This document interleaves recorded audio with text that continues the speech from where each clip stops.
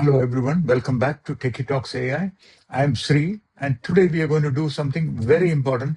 We're going to remove the fear of words like tensor, dimensions, shapes, matrices. Because honestly, these words have scared more people away from AI than mathematics itself. Let me tell you something very clearly. A tensor is not a complicated math object. A tensor is just numbers with a shape. The problem with the simple word tensor is not something new or mysterious. It is simply a unifying idea that brings many familiar concepts under one roof. By the end of this video, you will realize you already knew tensors just by different names. This is the most honest question every beginner asks. If you already have scalars, vectors, matrices, arrays, why invent this fancy word tensor?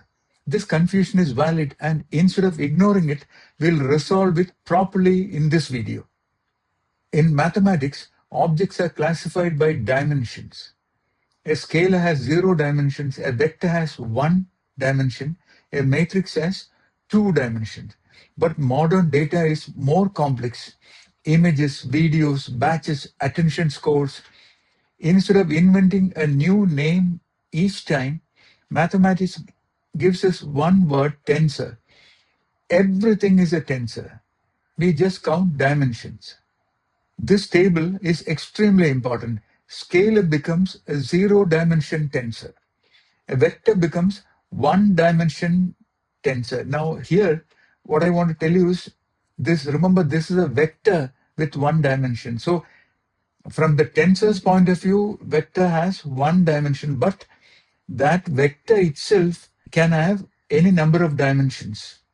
Like embedding vector can have 1, 5, 3, 6, etc. We'll see that. But from the tensor's point of view, a vector is 1-dimensional tensor. And matrix becomes 2D. An image batch is a 4D tensor. A video batch is 5D. So tensor is not replacing these ideas, it is organizing them. So here is the most important distinction in this entire talk. An array simply stores numbers. A tensor intelligently stores numbers. That is, a tensor stores numbers and remembers how they were produced.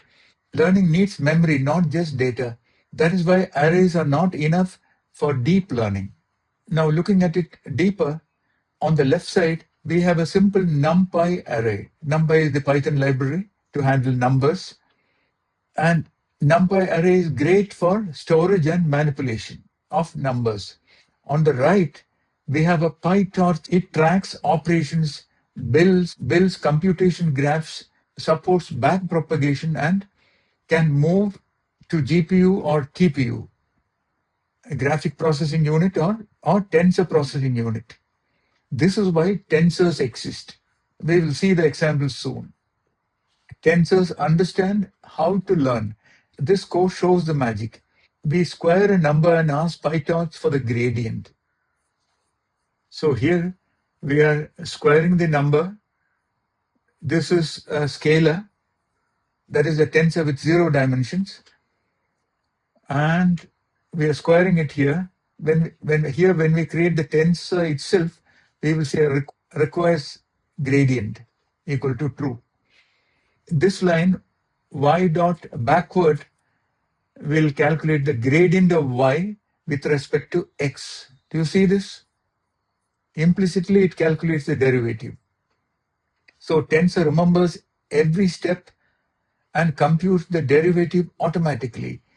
A plain array cannot do this. So a tensor is not just an array. When training neural networks, we deal with scalars, vectors, matrices, images, and more. We cannot write separate code for each case.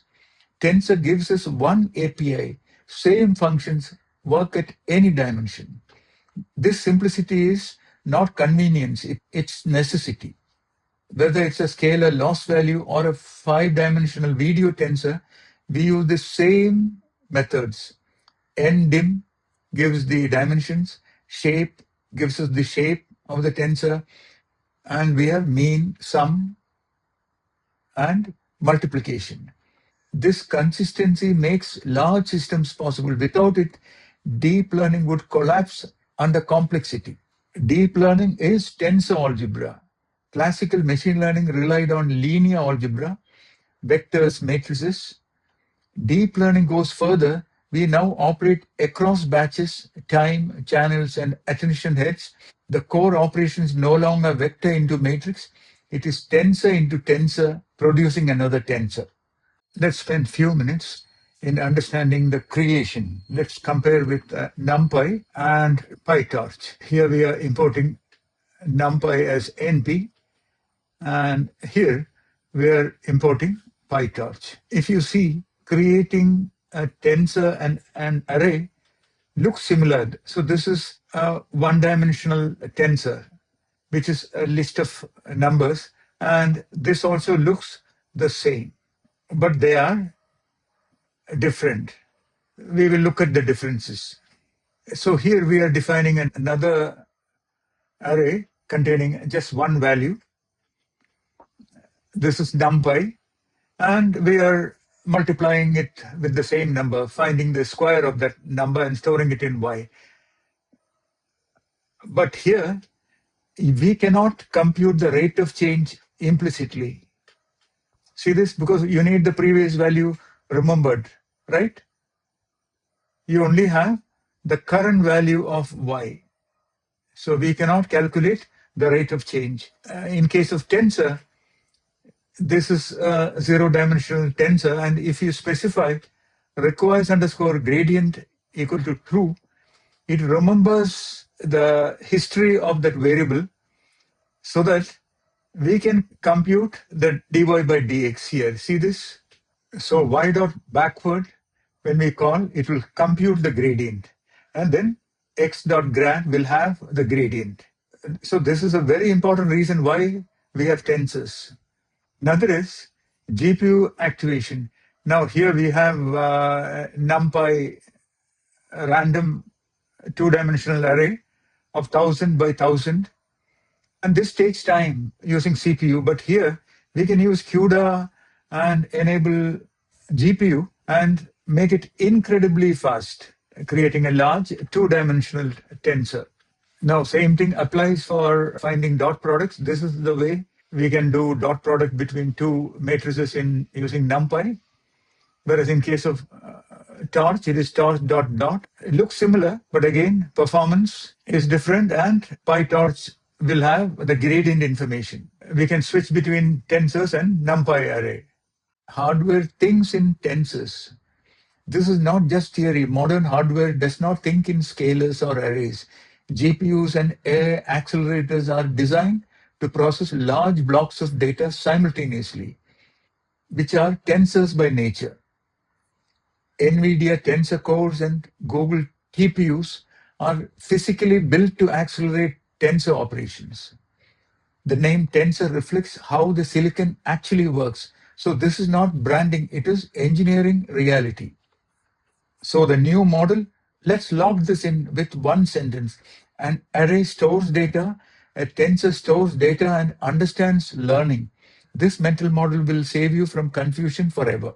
So a tensor unifies mathematics, computation, software, theory, and hardware. It works for any dimension starting from zero, supports learning, provides a single API, and matches how modern AI chips operate.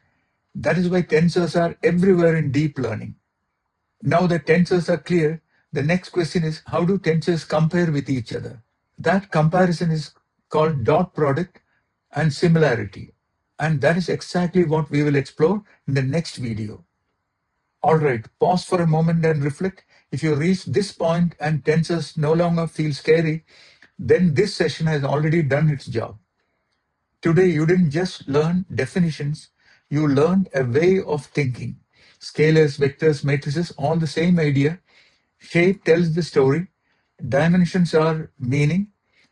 And transformers are nothing but carefully shaped tensor operations. This understanding is foundational when you go on to learn attention, build transformers, fine-tune LLMs, or debug PyTorch models confidently. This tensor intuition will quietly support you everywhere. If this explanation helped you, please like, share, and subscribe to Techie Talks AI, because here we don't chase hype, we build understanding that lasts. And if you're someone who wants personal guidance, deep clarity, and structured growth, I also offer one-on-one private mentorship. You can explore that at shogini.com. Click on the Mentor Expert link. Until our next deep dive, keep learning, keep questioning, and remember, AI is not magic. It is just math, beautifully organized. See you soon on Techie Talks AI. Every tech journey feels overwhelming until you have the right mentor. With Mentor Expert, you get personalized one-to-one support that turns confusion into clarity. Learn smarter, build faster.